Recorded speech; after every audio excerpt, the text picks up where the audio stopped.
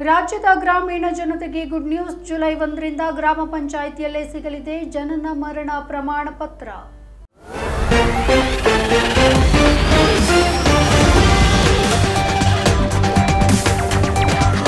ರಾಜ್ಯ ಸರ್ಕಾರವು ಗ್ರಾಮೀಣ ಜನತೆಗೆ ಮತ್ತೊಂದು ಸಿಹಿ ಸುದ್ದಿಯನ್ನು ನೀಡಿದ್ದು, ಜುಲೈ 1ರಿಂದ ಜಾರಿಗೆ ಬರುವಂತೆ ಜನನ ಅಥವಾ ಮರಣ ಘಟನೆ ಸಂಭವಿಸಿದ 30 ದಿನಗಳ ಒಳಗಾಗಿ ನೋಂದಣಿಯನ್ನ ಮಾಡಿ ಪ್ರಮಾಣ ಪತ್ರವನ್ನು ವಿತರಿಸುವ ಅಧಿಕಾರವನ್ನ ಗ್ರಾಮ ಪಂಚಾಯತ್ ಕಾರ್ಯದರ್ಶಿಗೆ ನೀಡಲಾಗಿದೆ. ಈ ಕುರಿತಂತೆ ಜನನ ಮರಣಗಳ ಮುಖ್ಯ ನೋಂದಣಾ ಅಧಿಕಾರಿ ಹಾಗೆ ಅದಕ್ಕೆ ನಿರ್ದೇಶಕರ ಸುತ್ತೋಲೆಯನ್ನ ಹೊರಡಿಸಿದ್ದಾರೆ. ದೇಶದಾದ್ಯಂತ ಜನನ ಮರಣ ನೋಂದಣಿ ಅಧಿನಿಯಮ 1969ರ ಜಾರಿಯಲ್ಲಿರುತ್ತೆ.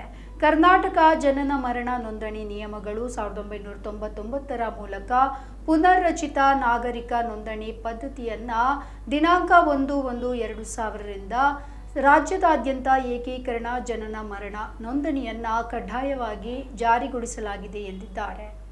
ಗ್ರಾಮೀಣ ಪ್ರದೇಶದಲ್ಲಿ ಗ್ರಾಮ ಲೆಕ್ಕಿಗರನ್ನ ಜನನ ಮರಣ ನೋಂದಣಾ ಅಧಿಕಾರಿಗಳಾಗಿ ನೇಮಕ ಮಾಡಲಾಗಿರುತ್ತೆ. ಗ್ರಾಮೀಣ ಪ್ರದೇಶದಲ್ಲಿ ನಾಗರಿಕ ನೋಂದಣಿ ಪದ್ಧತಿಯನ್ನ ಬಲಪಡಿಸಲು ಹಾಗೆ ಘಟಿಸುವಂತಹ 100% ಜನನ ಮರಣ ನೋಂದಣಿ ಘಟನೆಯನ್ನ ದಾಖಲಿಸಲು ನೋಂದಣಿ ಅಧಿನಿಯಮ 1969ರ ಪ್ರಕರಣ 7ರ ಅನ್ವಯ ಈ ಘಟನೆಗಳು ಘಟಿಸಿದಂತಹ 30 ದಿನಗಳ ಒಳಗಾಗಿ ಘಟನೆಗಳನ್ನು ನೋಂದಾಯಿಸಲು ಪಂಚಾಯಿತಿ ಕಾರ್ಯದರ್ಶಿಗಳನ್ನ ಜನನ ಮರಣ ಉಪ ನೋಂದಣಾ ಅಧಿಕಾರಿಗಳನ್ನಾಗಿ ಹಾಗೆ ಪ್ರಕರಣ 7ರ ಅನ್ವಯ ಜನನ ಮರಣ ಘಟನೆಗಳು ಸಂಭವಿಸಿದ 30 ದಿನಗಳ ನಂತರ ವಿಳಂಬ ನೋಂದಣಿಯನ್ನ ನೋಂದಾಯಿಸಲು ಗ್ರಾಮ ಆಡಳಿತ ಅಧಿಕಾರಿಯನ್ನ ನೋಂದಣಾ ಅಧಿಕಾರಿಯಾಗಿ ಉಲ್ಲೇಖಿಸಲಾಗಿದೆ. ಸರ್ಕಾರದ ಈ ಆದೇಶವನ್ನ ಸರ್ಕಾರ ಹೊರಡಿಸಿದೆ ಅಂತ ತಿಳಿಸಿದ್ದಾರೆ. ಸದರಿ ಆದೇಶದ ಅನ್ವಯ ಜನನ ಮರಣ ನೋಂದಣಿಗೆ ಸಂಬಂಧಿಸಿದಂತೆ ನೋಂದಣಾ ಅಧಿಕಾರಿ ಹಾಗೆ ಉಪ ನೋಂದಣಾ ಅಧಿಕಾರಿಗಳ ಪಾತ್ರ, ಜವಾಬ್ದಾರಿ ಮತ್ತು ನಿರ್ವಹಿಸಬೇಕಾದ ಕಾರ್ಯಗಳ ಕುರಿತ ಮಾರ್ಗಸೂಚಿಯನ್ನ ಒಳಗೊಂಡ ಪ್ರಮಾಣಿತ ಕಾರ್ಯಾಚರಣೆಯನ್ನ ವಿಧಾನಗಳ ಉಲ್ಲೇಖ 4ರ ಅನ್ವಯ ಹೊರಡಿಸಲಾಗುತ್ತೆ ಅಂತ ಹೇಳಿದ್ದಾರೆ.